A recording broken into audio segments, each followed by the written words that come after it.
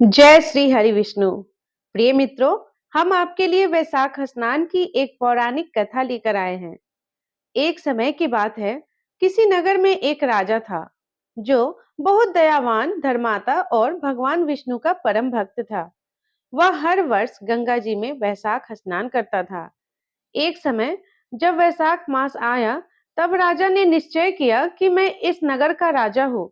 मुझे पूर्ण अधिकार है कि मैं सबसे पहले गंगा जी में स्नान करूं।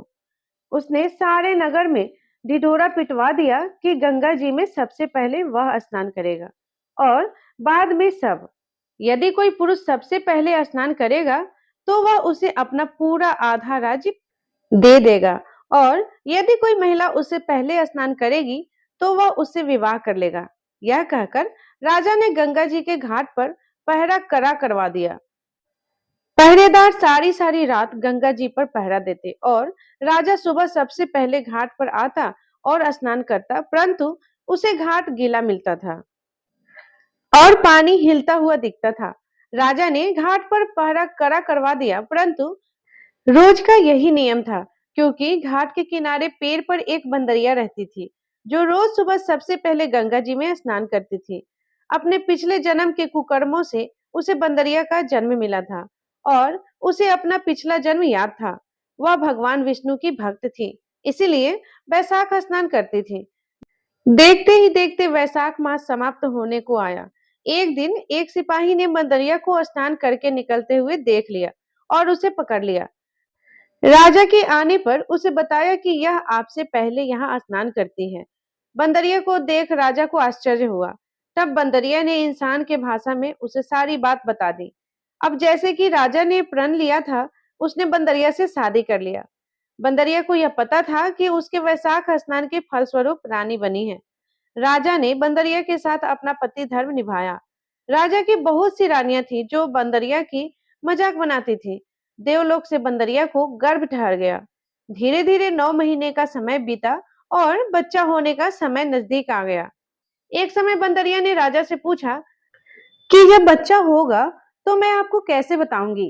राजा ने बंदरिया के कमरे में एक घंटी लगवा दी और बोला, जब तेरे दर्द हो तो ये घंटी बजा देना, मैं आ जाऊंगा। जब बाकी रानियों ने घंटी देखी तो पूछने लगी, यह घंटी क्यों लगवाई गई है। तो बंदरिया ने सारी बात उन्हें बता दी।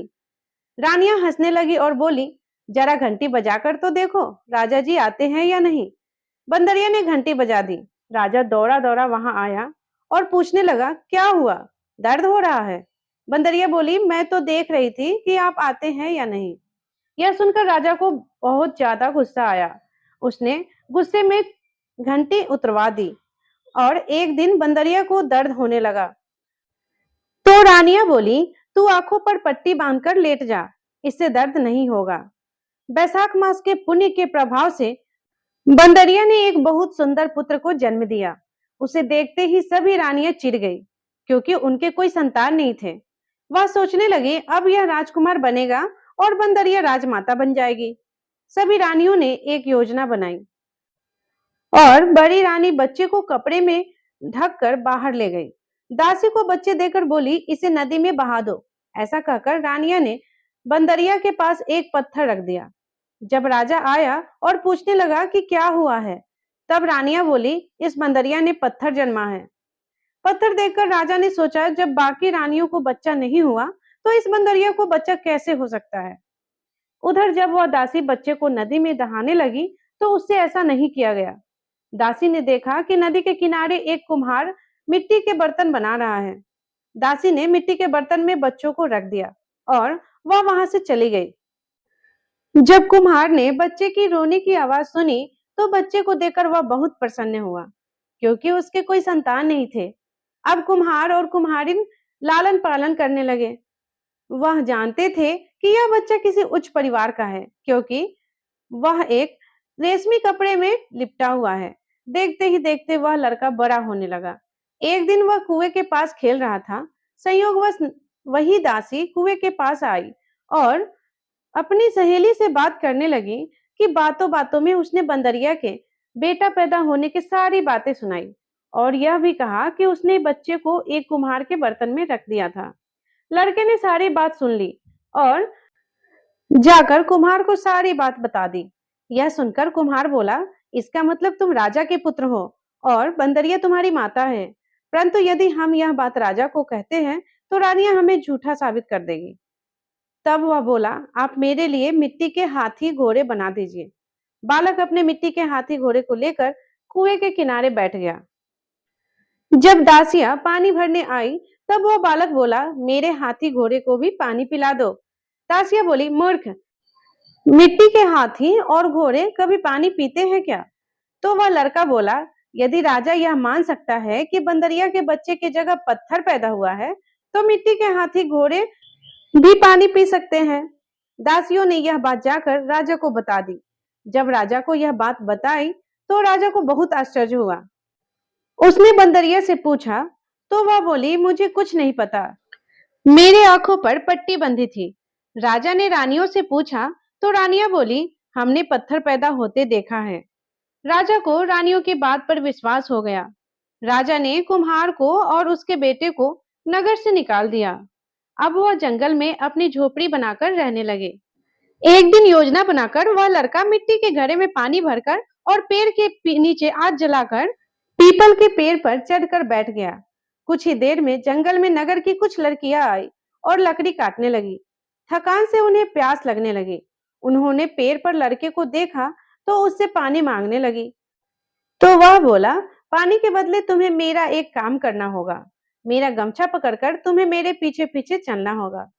प्यास से व्याकुल होकर लड़कियों ने हाँ कर दी और गमछा पकड़कर उसके पीछे पीछे चल दी। लड़के ने पीपल की अग्नि के चक्कर लगाना शुरू किया और फिर उन्हें पानी पिला दिया। पानी पीकर सभी लड़कियां अपने अपने घर चली गई। घर जाकर सभी बात अपने माता पिता को बताई। सभी लोग इकट्ठे होकर राजमहल में पहुंचे। वहां राज पुरोहित जी को सारी बात बताई गई। तो वह पूछा, पीपल के साथ क्या वहां अग्नि भी थी? हाँ, वहां अग्नि भी थी। राज पुरोहित जी बोले, इन सभी लड़कियों का विवाह उस एक लड़के से हो गया है। अब राजा सभी के साथ उस लड़के से मिलने जंगल में पहुंचा और बोला, तुमने इन सभी से विवाह किया है? लड़का बोला, हाँ, मैंने इन सभी से विवाह किया है। राजा बोला, अब तुम्हें इन सभी को अपने साथ रखना होगा। लड़का बोला, मैं तो जंगल में यहाँ वहां घूमता रहता हूँ, मेरे पास तो घर भी नहीं है, इन्हें कहाँ रखूंगा? तो राजा ने बोला, तुम हमारे साथ नगर में चलो, मैं तुम्हारे लिए घर बनवा दूंगा जहां तुम इन लड़कियों के साथ रह सकता है। देखते ही देखते उसका घर तैयार हो गया और उसकी पत्नियों को एक एक पुत्र रत्न प्राप्त हुआ। अब लड़के ने राजा को रानियों के साथ भोजन पर आमंत्रित किया। राजा सभी रानियों के साथ उसके घर गया, परंतु बंदरिया को नहीं ले गया। तब लड़के ने पूछा, आप अपने सबसे छोटी रानी को क्यों नहीं लाए हैं? राजा बोला, उसे समझ नहीं है, इसीलिए बाहर नहीं आती जाती है। लड़के के आग्रह करने पर बंदरिया को वहां बुलाया गया। बंदरिया के आते ही लड़के ने उसके पैर छुए और पूजा में बिठाया। अपनी सभी पत्नियों से कहा कि रानी माँ का आदर करते हुए एक एक बच्चों को इनकी गोद में दो और इनसे आशीर्वाद लो। यह सब देखकर बाकी की रानियां चिढ़ गई और राजा से बोली, हमें बुलाकर ये हमारा अपमान कर रहा है, हम नहीं रुकेंगे। ऐसा कहकर सभी रानियां यहाँ से जाने लगी। तभी लड़का बोला, ये मुझे जन्म देने वाली मेरी माँ है। राजा बोला, ये तुम क्या कह रहे हो? तब लड़के ने रानियों की योजना की सारी बातें बता दी और उस दासी से गवाही दिलवाई। ये सुनकर राजा को बहुत क्रोध आया और उसने अपनी सारी रानियां का त्याग कर दिया और बंदरिया को रानी बना दिया। इस तरह बंदरिया अपने पुत्र और पोतों के साथ महल में सुखपूर्वक राज करने लगी। हे भगवान विष्णु, जैसी कृपा आपने उस बंदरिया पर करी, वैसे ही कृपा इस कहानी को कहने और सुनने वाले भक्तों पर भी करना। जय श्री हरि विष्णु। प्रिय मित्रों, अगर आपको ये वीडियो पसंद आई हो तो हमारे इस वीडियो को लाइक करें और अगर चैनल पे पहली बार आए हैं तो चैनल को सब्सक्राइब जरूर करें और साथ ही बेल आइकन बटन को प्रेस करें ताकि हमारी आने वाली हर भक्ति वीडियो आपके पास सबसे पहले जा सके। धन्यवाद।